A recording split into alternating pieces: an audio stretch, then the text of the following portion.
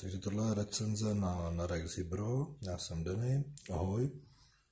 A máme tady Hybro 2 od Narexu, to je super pomocník na montáž takovýchhle zásuvek, vypínačů, rozvaděče a věcí, kde nepotřebujete úplně velkou sílu.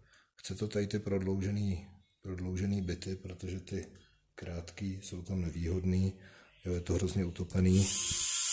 A vidíte, že to jede docela bytě, má to sílu na to, aby to zatočilo ty vruty i přes tu sádru, přes takový ty zbytky, co tam jsou.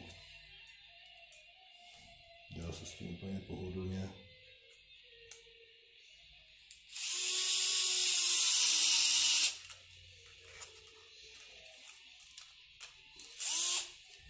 To určitě o něco rychlejší, než použít klasický ruční šroubovák. Každopádně ke konci to stejně, kdybyste to nerozlámali, vyplatí do toho ručně. Ještě můžu. No. Má to nastavitelné momenty, teď je tam 5 Nm a když se to přepne na červený, jak by měl být 1. Šikovná praktická věc, můžu doporučit. Velkého úspěchu ještě jednou.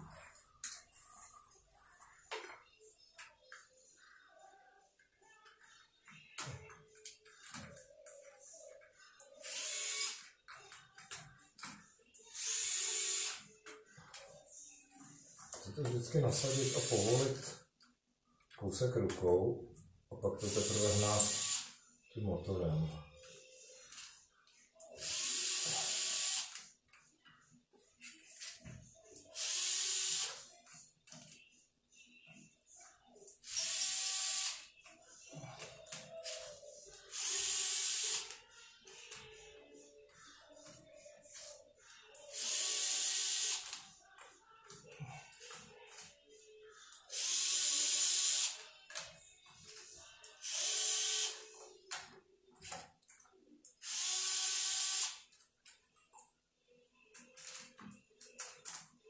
Dáme si to sem, je tam poslední rezerva.